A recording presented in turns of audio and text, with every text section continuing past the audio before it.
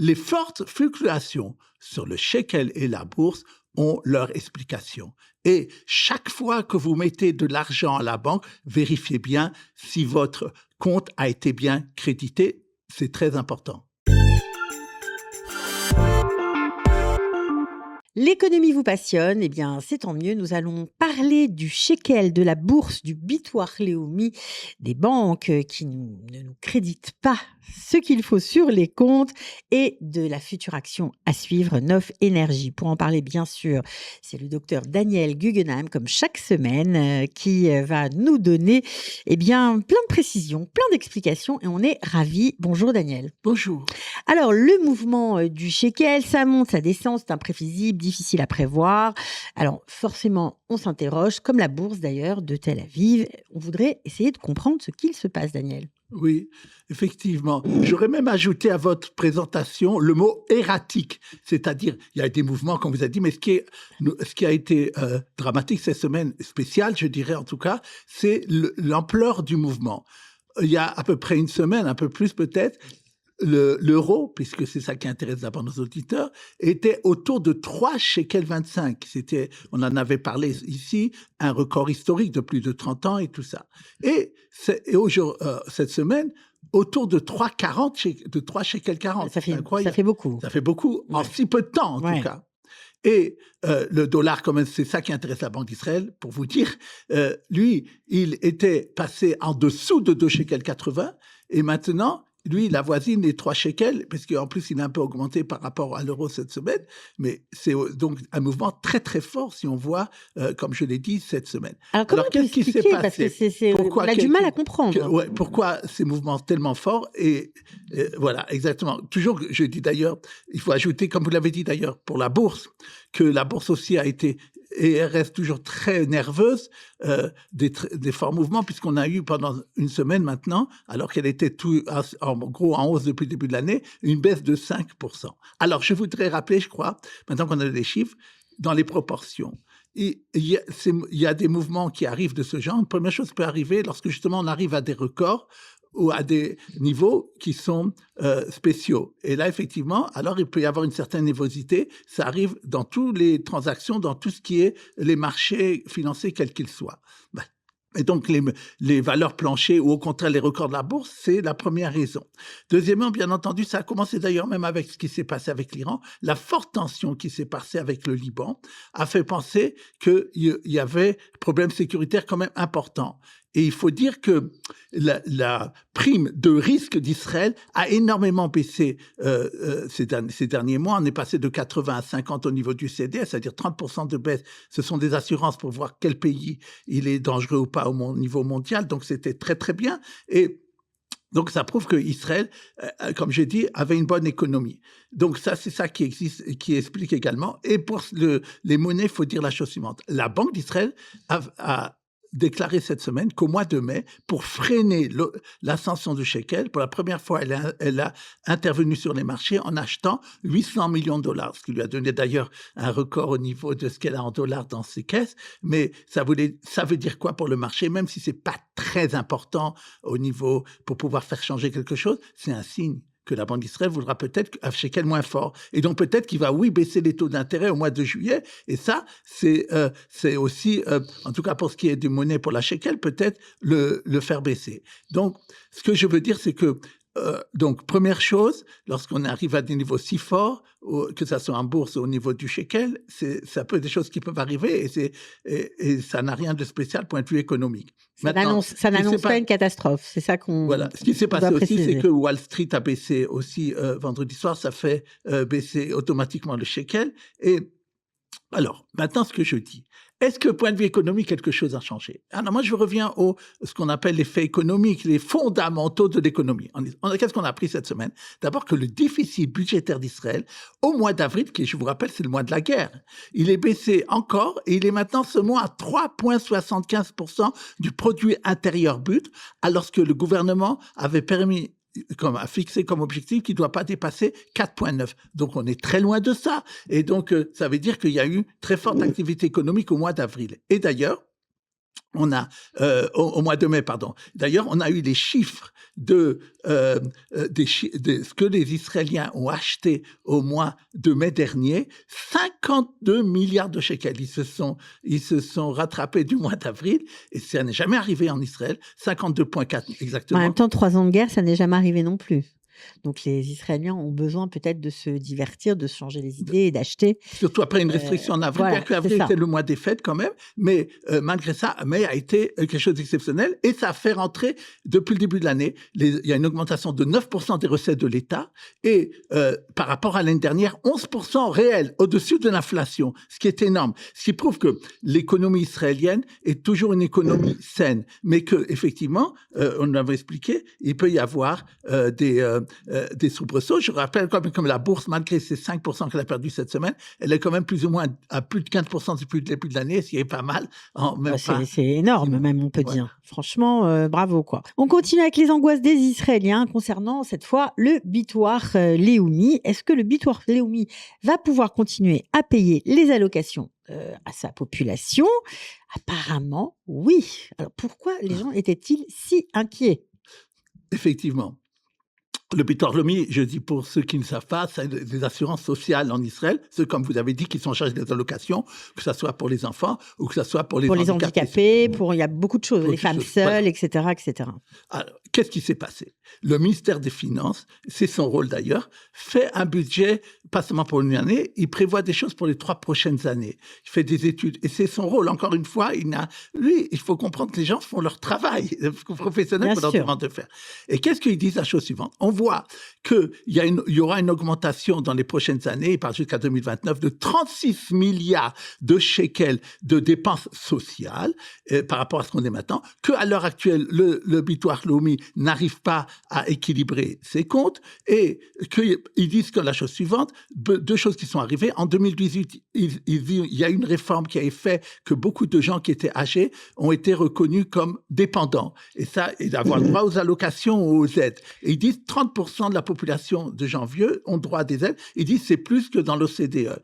Encore une fois, vous pouvez dire éthique, c'est un problème de parler comme ça, mais eux, ils donnent des chiffres, il faut les comprendre aussi. Et deuxièmement, ils disent, nous, on a un problème aussi parce qu'on voit que 350 000 personnes qui seraient en âge de travailler ne le font pas et ne payent que 140 shekels de Bitoire Leumi, sans compter, ils disent, les étudiants qui ne payent que 150 000 étudiants qui payent 50 shekels, je crois, pour le Bitoire Leumi par mois, ce qui est pas énorme, et que ce soit des étudiants dans les yeshivot ou que ce soit des étudiants à la fac. Donc c'est ce rapport-là qui a inquiété les Israéliens. Alors, qu'est-ce qu'ils ont dit? Et ils disent, on a 2 solutions. Eux, ils disent, ils alertent le gouvernement aussi, c'est leur rôle. On leur dit pas, vous n'avez rien dit. Ils disent, il y aura 2 solutions. Ou bien augmenter les cotisations du Bitoire Leumi dans les salaires ou les patrons, et ça, point de vue économique, c'est problématique aussi. Ou bien ils disent de revenir en arrière sur les allocations que nous donnons, et surtout, ils disent, sur les handicapés, et j'ai pas compris pourquoi, ils disent sur les autistes. Ils disent, il y a trop de gens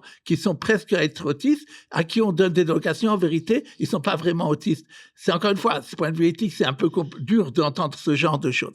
Et le Bitoire Leumi a entendu ça, et je pense que si c'est un peu politique, ils vont dire non, nous on fait on est quelque chose d'indépendant et on sait ce qu'on fait, on va pas se faire dicter par le ministère des Finances. Mais ils ont entendu, ils ont dit voilà, vous, ministère des Finances, vous avez fait fuiter ce rapport à la presse parce qu'ils voulaient que les gens entendent ça. Ouais. Et nous, on leur dit la chose suivante, qu'on a entendu que des gens étaient inquiets, surtout il faut comprendre les parents de gens handicapés qui ont besoin de voir à long terme et qui sont très angoissés de toute façon. Et on vient leur dire que peut-être dans plusieurs années, le Bitoire Leumi n'aura pas la possibilité de leur donner des allocations. Alors ça leur a fait peur. Alors quelle a été la réponse du Bitoire Leumi? Qu'il n'y a aucun problème, que nous pour l'instant, comme par exemple ce que dit le ministère des Finances, et nous assurons toujours les allocations comme la loi de demande. Ils n'ont pas parlé d'augmentation, d'actualisation ou d'autres choses. Eux, c'était leur rôle aussi. Ce que moi, j'ajouterais aussi, c'est que, bien que c'était le rôle du ministère des Finances, on a remarqué, puisque dans le premier sujet, j'ai parlé des recettes qui sont beaucoup plus importantes que prévu,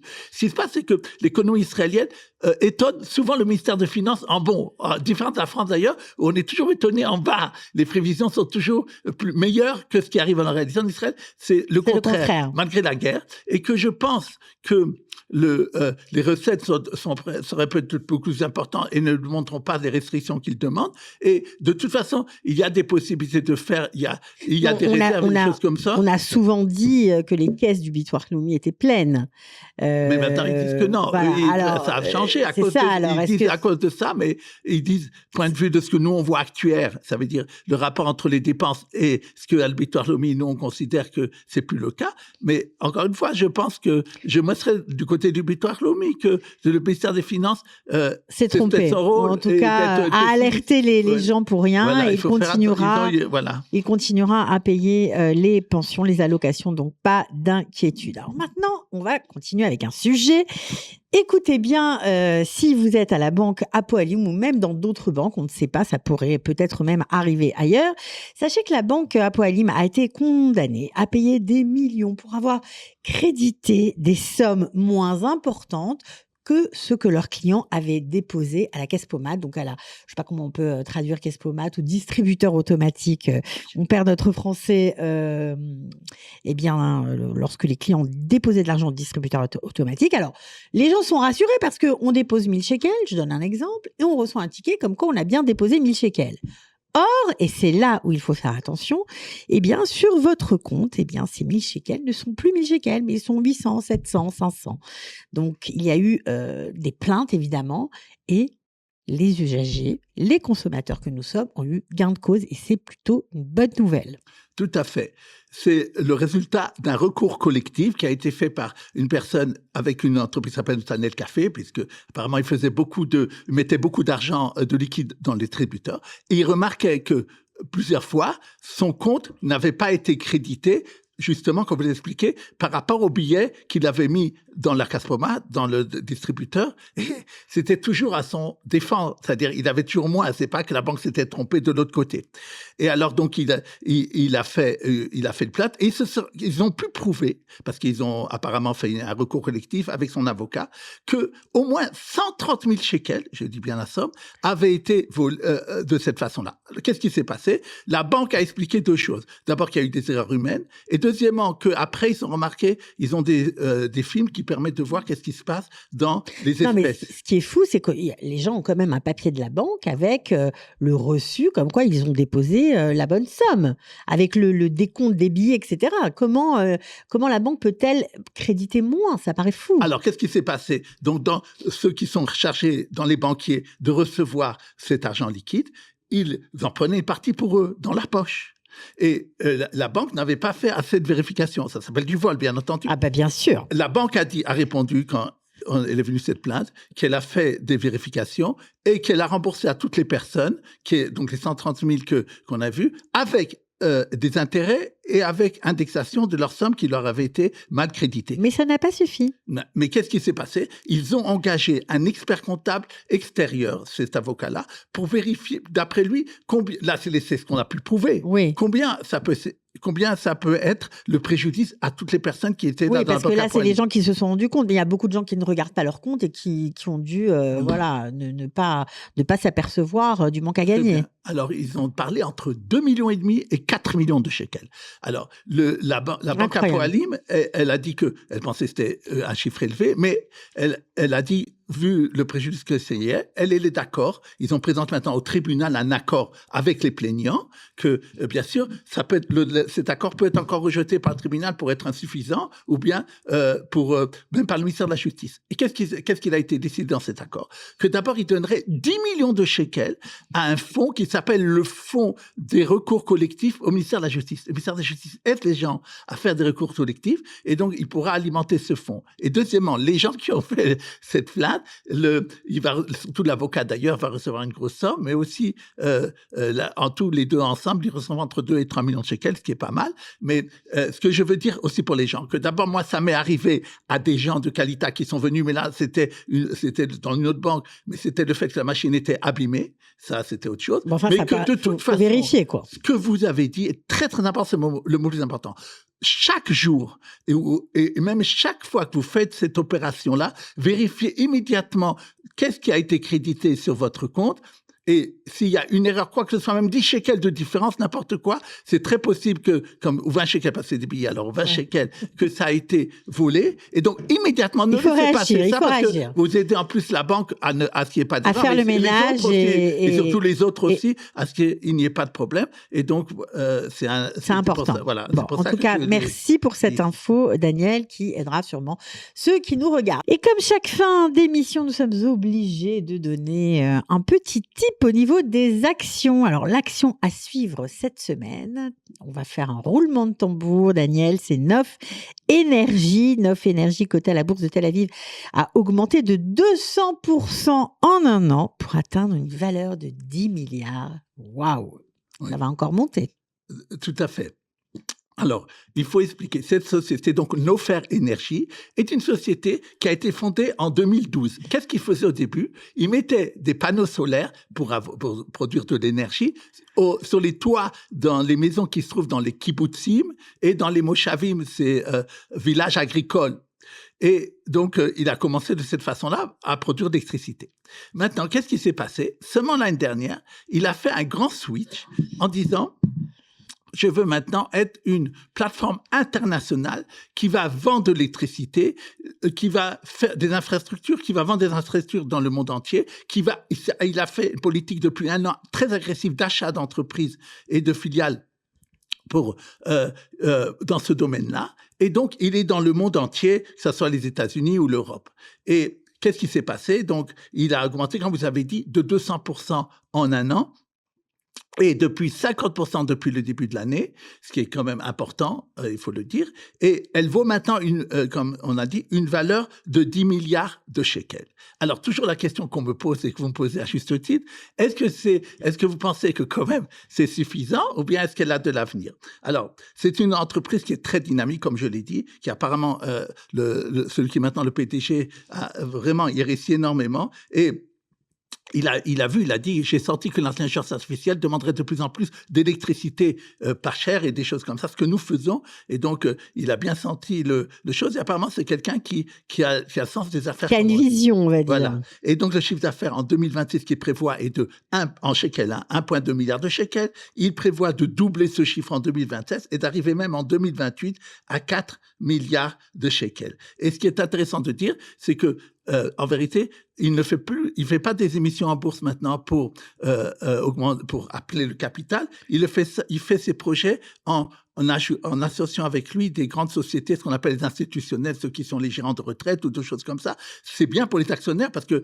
ça fait pas ce qu'on appelle dilution du capital ou des choses comme ça. Et c'est très, très bon. Donc, très, très bon. Et apparemment, donc, il fait très attention aux ses épargnants actionnaires à la bourse de Tel Aviv pour ne pas les